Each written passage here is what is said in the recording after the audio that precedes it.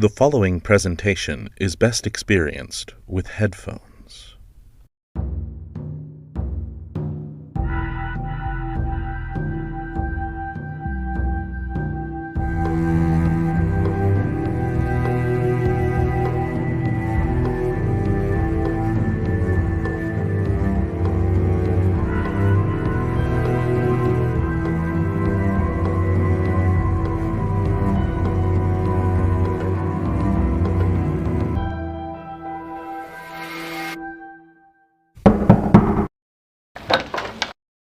Greetings, honored guest. I fear I greet you with an apology yet again. You see, it's been a millennia with only Grandmaster Imris and Lady Morgana and... Hi, I have a pizza delivery for here.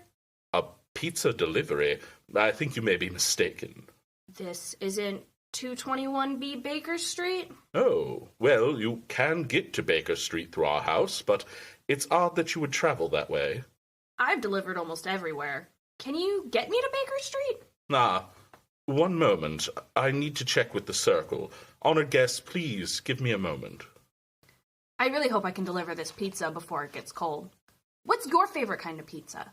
Mine's pepperoni with extra cheese. I do have one customer who likes a pizza with everything.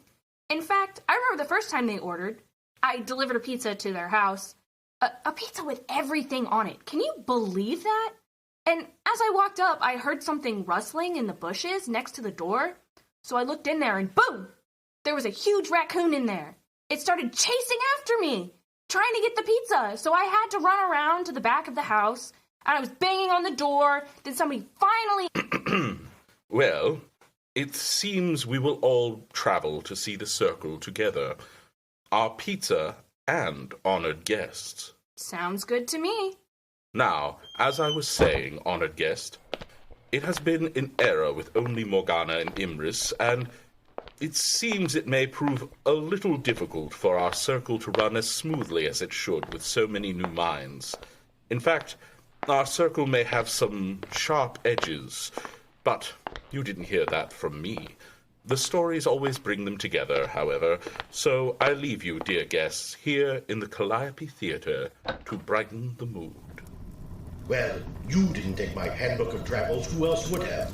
You were the only one that jumps between realms. Baby, have you met Morgana? She even said she goes between to collect items. I do not require a book for that. Neither do I.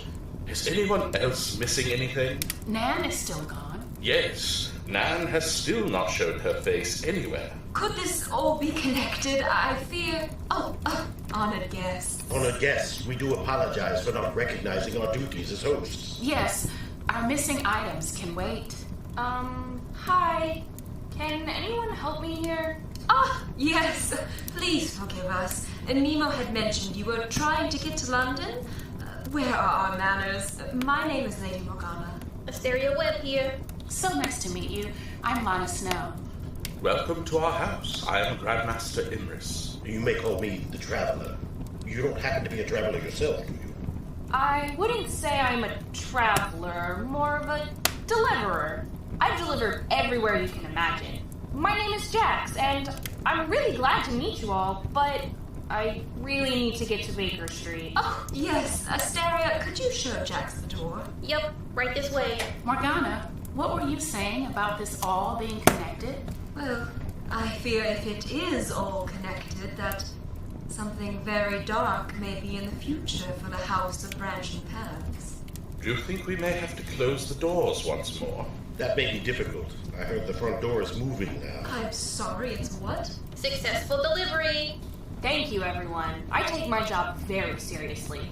I thought it was weird, though. There was a pocket I tripped on coming back under the floorboards, and it looks like I found... My handbook! The grimoire! Got her spells! That's not what I thought they were, but good to know. I think Lady Morgana might be right. Something sinister may be at play. I think the best thing we can do is stop looking to each other for the blame. And start looking for the source together. Please stay, Jax. We take our jobs very seriously as well, and that includes spreading our stories for all to hear. Wait, you write stories too? Some of the Circle have been authors at times, But we are here at the House of Branching Paths now to help spread the stories written and keep them alive for all. Oh, wow. I've been looking for a publisher. I write stories all the time. Long stories, short stories, poetry, prose, you name it. Well, we aren't publishers necessarily, but we do make sure that all creativity and possibilities are honored here. You think you could tell my stories? We can certainly see if the Scaldric Flame will choose your work, but Jax, you must experience our stories first. Count me in. Thank you, Jax. Yes, please stay. Everyone is welcome here at the House of Branching Paths. And we, as the Circle, can't go on bickering like this, seeing all the faces of each other, the cursed Morgana. And Bonnie Traveler. Lana, the prettiest Lana in the house. Asteria of Asteria Hall. Melancholy Emrys. And just plain Jax. Well, my friends, the flames are prolific once more, and I do believe I see the crackle of a story on those flames. The fire burns bright, with stories ever knowing. I love this story. There's so much fighting. Hence the flames have chosen to scold us. Or warn us to work together, as Morgana has said. A tale of sparring with words. And ideals. Delivered in a delightful comedy written in what is believed to be between 1590 and 1592. It was 1591. I remember the premiere. At the Globe? Box seats. Incredible. Yes, honored guest, another story from a former member of the Circle, William Shakespeare. The Taming of the Shrew. Good sister, wrong me not, nor wrong yourself. To make a bondmaid and a slave of me, that I disdain. But for these other goods, unbind my hands. I'll pull them off myself. What you will command me will I do, so well I know my duty to my elders. Of all thy suitors here, I charge thee, tell whom thou lovest best. See thou dissemble not. Dissemble not. Believe me, sister, of all the men alive, I never yet beheld that special face which I could fancy more than any other. Minion, thou liest. It's not Hortensio. Is it Hortensio? If you affect him, sister, here I swear I'll plead for you myself, but you shall have him. Oh, then belike you fancy riches more. You will have Gremio to keep you fair. Is it for him you do envy me so? Is it Gremio? I prithee, sister Kate, untie my hands. No. If that be jest, then all the rest was so. Why, how now, Kate? Whence grows this insolence? Bianca, stand aside. Poor girl, she weeps. Go ply thy needle. Meddle not with her. For shame, thou hiding of a devilish spirit. Why dost thou wrong her that did ne'er wrong thee? When did she cross thee with a bitter word? Her silence flouts me, and I'll be revenged. What in my sight? Bianca, get thee in. What? Will you not suffer me? Nay, now I see. She is your treasure. She must have a husband. I must dance barefoot on her wedding day, and for your love to her, lead dogs into hell. Talk not to me. I will go sit and weep till I can find occasion of revenge. Was ever gentleman thus grieved as I? But who comes here? Good morrow. Good morrow, gentlemen. Pray, have you not a daughter called Katharina, fair and virtuous? I have a daughter, sir, called Katharina. I am a gentleman of Verona, sir, that hearing of her beauty and her wit, her affability and wondrous qualities, am bold to show myself a forward guest within your house. But for my daughter Catherine, this I know. She is not for your turn, the more my grief. The more his grief. I see you do not mean to part with her, or else you like naught of my company. Mistake me not. I speak but as I find.